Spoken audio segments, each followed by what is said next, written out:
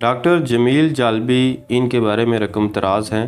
میرا جی کا حلیہ اور حرکات ایسی تھی کہ یوں معلوم ہوتا تھا انہوں نے سلسلہ ملامتیاں میں بیعت کر لی۔ لمبے لمبے بال، بڑی بڑی مونچھیں، گلے میں 101 موٹے دانوں کی 2 گز لمبی مالا، شیروانی کی کونیاں ہمیشہ پھٹی ہوتی تھیں، اوپر نیچے بیک وقت 3 پتلونیں، اوپر کی جب میلی ہو گئی تو نیچے کی اوپر اور اوپر کی نیچے بدلی جاتی۔ شیروانی کی دونوں جیبوں میں بہت کچھ ہوتا تھا، کچھ دھلے ہوئے چھیتڑے، ایک کاغذ میں پائپ کا دیسی تمباکو، پان کی ڈبیا، ہومیوپیتھک دعائیں۔ المکثر وہ ایک غیر ذمہ دار انسان تھے جن کے نزدیک نہ مذہب کی کچھ اہمیت تھی اور نہ نیکی بدی کا کچھ مقام۔ انہوں نے اپنی زندگی کو جس ڈگر پر ڈالا تھا وہ نہ صرف خود ان کے لیے بلکہ دوسرے لوگوں کے لیے بھی باعث عبرت اور بعض اوقات قابل رحم تھی۔ وہ ایک مغلوب الجنس انسان تھے جس کے پیش نظر کوئی ضابطہ اخلاق نہ ہو۔ شراب نوشی، افیون خوری، بھنگ نوشی وغیرہ ان کے خیال میں کوئی قابل مواخذہ اعمال نہ تھے۔ زندگی بھر وہ خود اپنے ہاتھ سے جور حیات کو مٹھیاں بھر بھر کے لٹاتے رہے اور کبھی شرمساری کا احساس تک نہ کیا۔ ابتدائی زندگی۔ میرا جی 25 مئی 1912 کو لاہور کے تاریخی علاقے مزنگ میں پیدا ہوئے۔ ان کا نام ثناء اللہ ڈار رکھا گیا۔ وہ ایک کشمیری فیملی تھی۔ والد کا نام منشی شہاب الدین تھا جو ریلوے کے محکمے میں کام کرتے تھے۔ ملازمت کے سلسلے میں انہیں مختلف شہروں میں جانا پڑتا جن میں کاٹھیوار، بوستان شامل ہے۔ ثناء اللہ نے بھی والد کے ہمراہ کئی شہروں کی سیر کی، پہلے سندھ اور پھر لاہور کے ایک اسکول میں تعلیم حاصل کی۔ ثناء اللہ کو شروع ہی سے ادب اور آرٹ میں دلچسپی تھی۔ اسکول ہی میں اس نے شاعری شروع کر دی تھی اور اپنا تخلص ساحری رکھا تھا۔ دلچسپ بات یہ ہے وہ جس کمرے میں رہتا تھا اس کا نام ساحر خانہ تھا۔ اسکول کے زمانے سے ہی اسے کتابیں پڑھنے کا شوق تھا۔ وہ پیسے بچا بچا کر کتابیں خریدتا اور اپنی ایک چھوٹی سی لائبریری بنائی ہوئی تھی۔ کتابوں کے مطالعے کا شوق بعد میں بھی اس کے ساتھ چلتا رہا۔ کہتے ہیں اس زمانے میں ایک بنگالی فیملی لاہور میں رہتی تھی۔ خاندان کا سربراہ ایک دفتر میں اکاؤنٹس آفیسر تھا۔ اس کی ایک بیٹی تھی جس کا نام میرا سین تھا جو FCC کالج میں پڑھتی تھی۔ معلوم نہیں وہ کون سی ساتھ تھی، جب نوجوان ثناء اللہ نے اسے دیکھا تو اس کی دنیا ہی بدل گئی۔ نوجوان ثناء اللہ نے میرا سین کا نام اپنا لیا اور اس دن کے بعد سے میرا جی بن گیا۔ میرا جی کی طبیعت کا میلان اسے گھر ٹکنے نہ دیتا تھا۔ وہ اکثر وقت اپنے دوستوں کے درمیان گزارتا۔ میٹرک کا نتیجہ آیا تو پتہ چلا کہ وہ امتحان میں ناکام ہو گئے۔ والد کو خبر ہوئی تو انہوں نے سخت سرزنش کی اور اسے ہومیوپیتھی کا کورس کرنے کو کہا تاکہ وہ اپنا گزارا کر سکے۔ میرا جی نے والد کے کہنے پر ہومیوپیتھی کا کورس تو کر لیا لیکن کبھی اس کو بطور پیشہ نہ اپنا سکا۔ شاید اس کی منزل کچھ اور تھی۔ ملازمت۔ اس زمانے میں لاہور سے ایک معروف ادبی رسالہ ادبی دنیا کے نام سے شائع ہوتا تھا جس میں معروف ادیبوں اور شاعروں کی تخلیقات شائع ہوتی تھی۔ رسالے کے مدیر مولانا صلاح الدین احمد تھے۔ میرا جی مولانا صلاح الدین کے پاس چلا گیا۔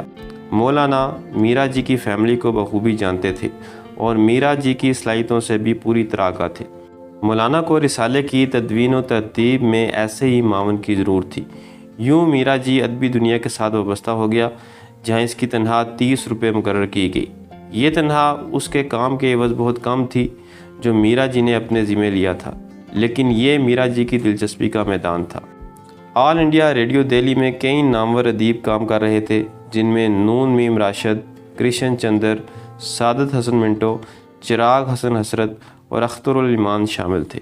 یہ سال تھا 1942 کا جب میرا جی لاہور سے دہلی پہنچے۔ لاہور چھوڑنا آسان نہ تھا۔ یہاں کے گلی کوچوں سے میرا جی کو محبت تھی۔ اس کے دوست احباب لاہور میں تھے۔ اس کی مجلسیں لاہور کی شاموں سے آباد تھی، لیکن میرا جی کو اپنے بہن بھائیوں اور ماں کا خیال تھا۔ ادبی دنیا سے ملنے والے 30 روپے کی تنخواہ میں اب گزارا مشکل ہو گیا تھا۔ وہ خود تو ان پیسوں میں گزارا کر لیتا لیکن ماں اور بہن بھائیوں کی معاشی مدد کی خاطر اسے بہتر روزگار کے لیے لاہور چھوڑ کر جانا پڑا۔ دہلی اس کے لیے ایک اجنبی شہر تھا، لیکن اسے یہ جان کر اطمینان ہوا کہ دہلی ریڈیو میں بہت سے ادیب اور شاعر کام کر رہے تھے۔ انہی میں جدید نظم کے سربلند شاعر نون میم راشد تھے۔ نون میم راشد ادبی دنیا کے حوالے سے میرا جی کو جانتے تھے اور اس کی صلاحیتوں سے بخوبی آگاہ تھے۔ تنہا کی بات ہوئی تو میرا جی نے راشد سے کہا اسے 150 روپے کافی ہوں گے۔ بات طے ہو گئی اور یوں میرا جی کو آل انڈیا ریڈیو دہلی میں نوکری مل گئی۔ ان دنوں شاہد احمد دہلوی دہلی میں اپنا رسالہ ساقی شائع کر رہے تھے۔ میرا جی کو ان سے شناسائی تھی۔ جب میرا جی سے ملاقات میں شاہد احمد دہلوی کو پتہ چلا کہ میرا جی کو دہلی میں ریڈیو پر ملازمت مل گئی ہے تو وہ بہت خوش ہوئے، لیکن جب انہیں پتہ چلا کہ میرا جی کی تنخواہ 150 روپے مقرر ہوئی ہے تو انہیں کچھ مایوسی ہوئی، جس کا اظہار انہوں نے میرا جی سے بھی کیا۔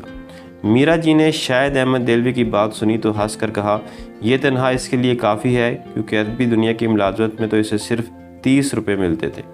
یہ سن کر شاہد احمد دہلوی حیران رہ گئے۔ میرا جی نے اپنی بات جاری رکھتے ہوئے کہا 150 روپے میرے لیے کافی ہوں گے، ان میں سے 50 روپے میں لاہور میں اپنی ماں کو بھیجوں گا، 50 روپے اپنی بہن کو دوں گا جس کے گھر میں رہتا ہوں، اور 50 روپے اپنے گزارے کے لیے رکھوں گا۔ یوں دہلی ریڈیو پر میرا جی نے ذوق و شوق سے کام شروع کر دی۔ ریڈیو کے لیے میرا جی نے بہت سے گیت لکھے۔ بعد میں ان سب گیتوں کو جمع کر کے کتابی شکل میں شائع کیا گیا، جس کا نام گیت ہی گیت ہے۔ ریڈیو پر اس نے گفتگو کا ایک پروگرام شروع کیا جس میں فن کی دنیا کے اہم لوگوں سے گفتگو ہوتی تھی۔ کیسے کیسے نامور لوگوں نے اس پروگرام میں شرکت کی، ان میں فیض احمد فیض، استاد بڑے غلام علی خان، عبد المجید سالک اور ملکہ پکھراج جیسی معروف شخصیات شامل ہیں۔ دہلی کے دن رات لاہور سے مختلف تھے۔ میرا جی اپنے گھر والوں سے جدا تھا جو لاہور میں رہ گئے تھے۔ شام کو وقت گزارنے کے لیے وہ اکثر شاہد احمد دہلوی کے گھر چلا جاتا، جہاں شہر کے دوسرے ادیب بھی آتے تھے۔ لاہور اور دہلی کے شب و روز اس حوالے سے بھی مختلف تھے کہ لاہور کا زمانہ اس کے بے پناہ مطالعے کا زمانہ تھا، جس میں اس نے دنیا جہاں کے لکھنے والوں کو پڑھا۔ شاہد احمد دہلوی لکھتے ہیں میرا جی کا مطالعہ بہت وسیع تھا، سنا ہے لاہور دیال سنگھ لائبریری وہ چاٹ چکے تھے۔ دہلی آنے کے بعد صرف ایک بار وہ چند دن کے لیے لاہور گیا۔ یہ مختصر وقت گھر والوں دوستوں سے ملنے اور لاہور کے گلی کوچوں کو دیکھنے کے لیے ناکافی تھا، مگر روزگار کی زنجیر اسے کھینچ کر واپس دہلی لے گئی۔ پھر اپنے محبوب شہر کو وہ دوبارہ کبھی نہ دیکھ سکا۔